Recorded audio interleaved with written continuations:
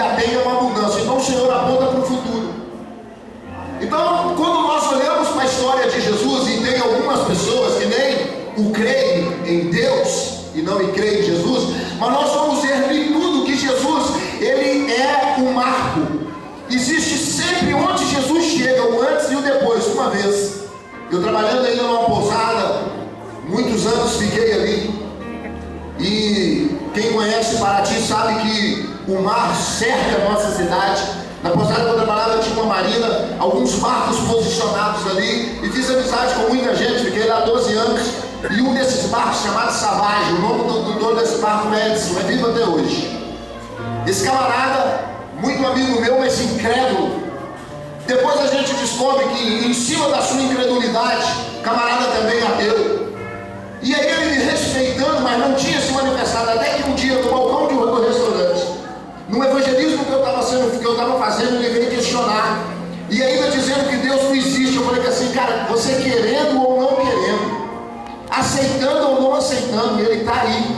E Jesus, ele é mais presente na sua vida do que você pode imaginar. Eu falei assim, na minha não. Eu falei, existe. Aí ele falou assim, então me prova, que ano que você nasceu? Ele falou assim, 1957. Eu falei assim, depois de Cristo. Porque antes de Cristo não tinha essa data aí que você tem ela na sua carteira. Então, mesmo que você não queira, existe Jesus o antes e o depois.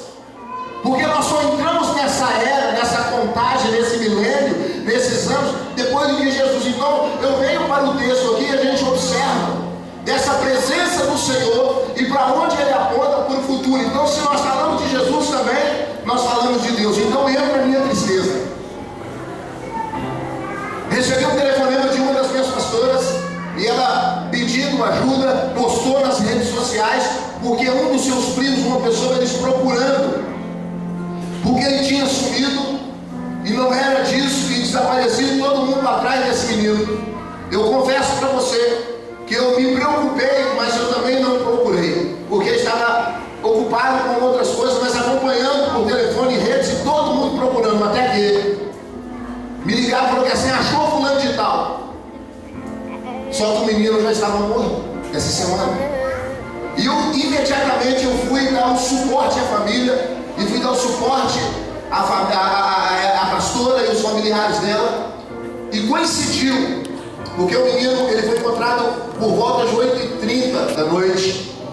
E coincidiu que quando eu cheguei lá, cheguei junto com a família, cheguei junto com as pessoas, e o perito criminal também chegou junto conosco, porque ninguém queria entrar na casa. E quando chegamos lá, um jovem de 24 anos, enforcado, atentou contra a sua própria vida, pegou o caibro da cozinha, amarrou uma corrente de um cachorro, sentou, subiu sobre uma cadeira e se enforcou. Que cena triste. Como foi duro entrar e vir aqui. 24 anos. Então foi uma semana que mexeu comigo em função de que, Senhor, qual era o motivo? Depressão. Qual era o motivo? Algumas coisas do jovem, 24 anos, numa situação como essa. E às vezes nós ficamos nos questionando, ainda que não temos o domínio e o controle de tudo, mas por que não cheguei antes?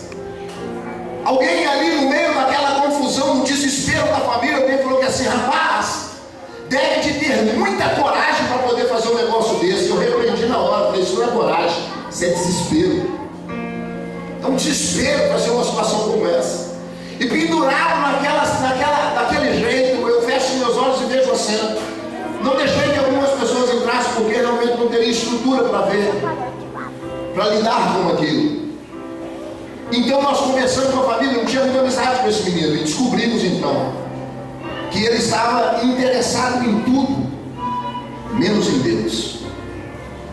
Porque a família, parte dela é evangélica, e tudo que o menino queria era não se aproximar do Senhor. Ridicularizava o Evangelho, ridicularizava Cristo, ridicularizava os crentes, fez as suas escolhas, as suas opções.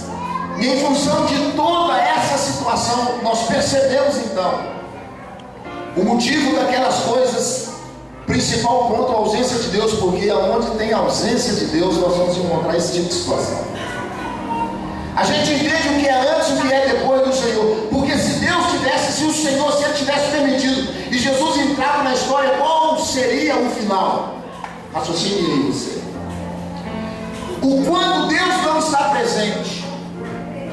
Porque, querido, eu fico olhando para a minha vida como de alguns irmãos aqui, dos testemunhos colocados a respeito da atitude, da mudança de vida quando você coloca a sua vida diante de Deus. Então eu entendo a força do Evangelho, não simplesmente para dizermos que somos uma religião, mas para poder mudar a história. Então quando o pastor Luciano, ele posicionou a igreja e colocou as mãos para lá, rapaz, a vontade era de correr, porque eu entro nesses negócios de um jeito.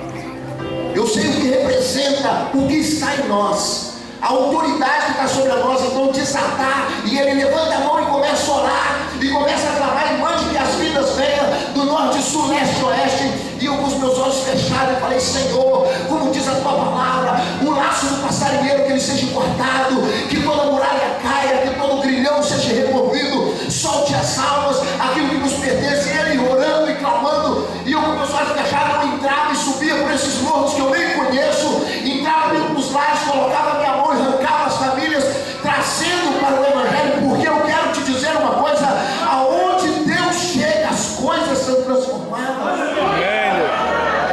Muda 100%. Então o Evangelho precisa de chegar, mas através de quem?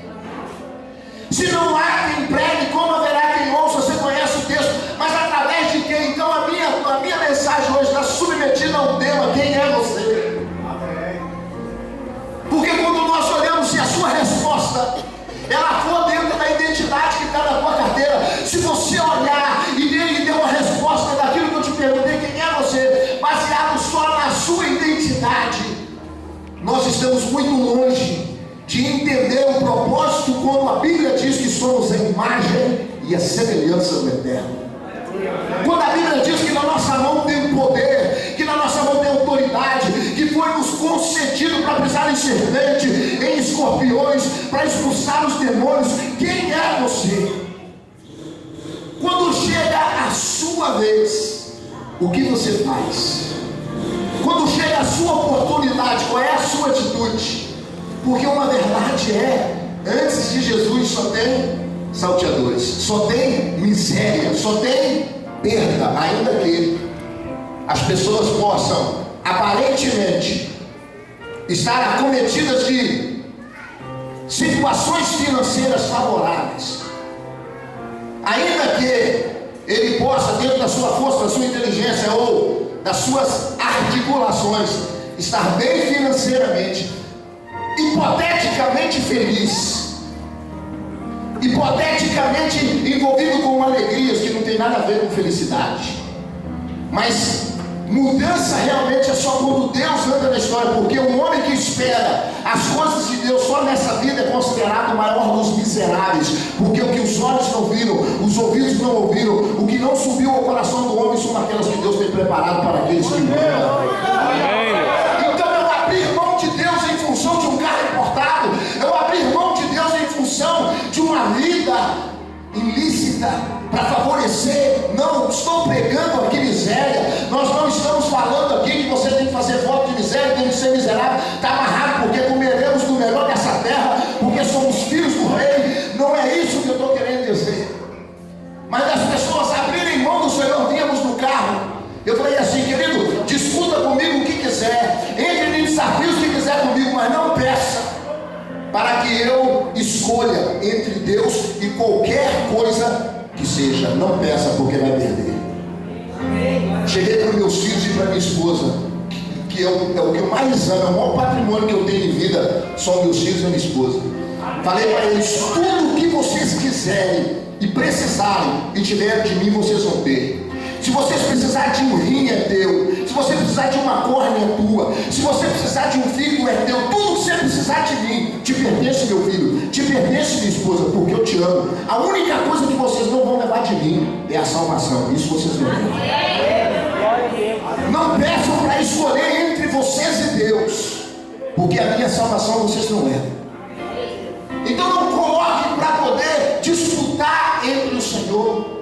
Não podemos de maneira nenhuma questionar essa autoridade, essa unção, esse poder que está sobre nós. Porque, querido, para servir Deus realmente é uma escolha, não é tarefa fácil. para escolher pelo Senhor uma vida realmente de renúncia, mas para poder chegar no nível que Deus quer, para poder mudar. Nós estamos nesse tempo, nós precisamos de nos entregar realmente 100%, como eu vi na adoração aqui dessa noite, nesse lugar. Vocês estão na rota certa para receber algo muito especial.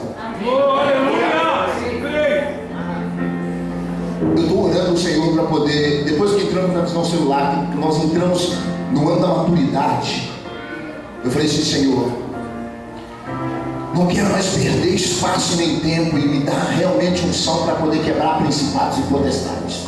Aí Deus vem trazendo algumas revelações, algumas coisas. E essa semana, debaixo dessa atitude que eu vi, dessa cena, dessa tristeza que veio no meu coração, querendo mudar a história para que o diabo não a vença e roube essas vidas, começamos a orar, pastor Wilson, buscar diante de Deus. E uma pergunta me veio: se Deus, Ele quiser dar algo que ninguém nunca teve, para quem Ele vai dar? Porque quando nós olhamos para a história de Moisés, o que aquele homem recebeu, ninguém tinha recebido. A autoridade, o poder, o mover de Deus, tudo que Moisés fez, ninguém antes dele tinha tido. Deus não vai perder para o diabo nunca. Você que pensa que por se multiplicar essa maldade, você que se pensa que as drogas estão aí, que as famílias, que Rede Globo investindo contra a degradação da família, investindo contra princípio, contra valores, você que pensa que o diabo vai ganhar, porque Deus, Ele cria coisas novas e inimagináveis. E se Deus quiser criar uma unção nova aqui essa noite, para quem que Ele vai dar? Eu estou dizendo, Senhor, eu estou aqui, ó. Eu estou me preparando. Quando eu venho para o culto, quando eu venho para a adoração, quando eu cumpro os meus princípios da palavra, quando eu entro diante de Deus no meu sacrifício, quando eu me submeto, quando eu choro, quando eu me quebranto, quando eu me aproximo do Senhor, eu estou sinalizando para Deus: Deus, se tiver algo novo aí, olha eu aqui, porque o diabo não vai avançar no lugar que eu tiver. Não vai. Para poder encostar as coisas de Deus, meu amado, eu vou te dizer 3 coisas para poder a gente partir aqui para o começo da mensagem. Pensa Moisés, que chega diante de um mar vermelho, e Deus dá uma direção para ele e fala assim: Senhor, por que você clama a mim? Manda o povo marchar. E você, ô frouxo, pega o cajado e estende e faz esse mar abrir. Aleluia. De repente, duas colunas e o povo passa em seco. É até bonito de ver. Tem alguns filmes aí, a dramaturgia, quando eles mostram, a gente fica encantado, maravilhoso. Deus me permitiu, quando eu estive em Israel, e o hotel que nós ficamos na cidade de Taba, a praia do resort é o Mar Vermelho. E eu cheguei ali, os companheiros que estavam conosco, alguns pastores, colocaram as suas sungas. E eu vou te dizer um negócio, que bicho feio, cara. Colocaram seus shorts. Vamos, pastor, vamos nadar. Nós estamos no Mar Vermelho, eu não consegui. Eu falei: gente, onde é que eu moro? Tem 365 milhas. Não dá para botar em praia demais. Brincando com eles, mas eu estava impactado. Eu fui por volta de 5, 6 horas para aquela praia, sabendo que o Egito estava atrás de mim, que a Jordânia estava de um lado, a Arábia Saudita do outro, e a fronteira de Israel do lado.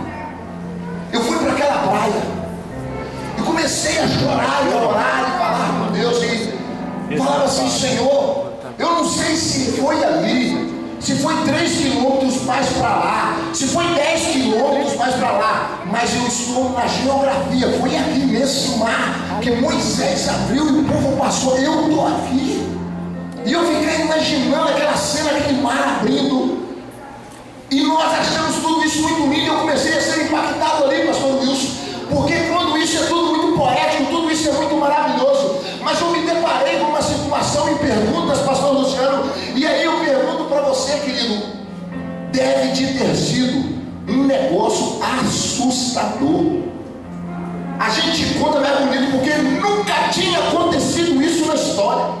Talvez se o mar abrir hoje, porque você orou, você passa, mas ali, quase 1 milhão de pessoas, 600 mil homens, o povo saindo do cativeiro, um exército para trás perseguindo, de repente, o mar faz assim, passa, você passava. Aleluia.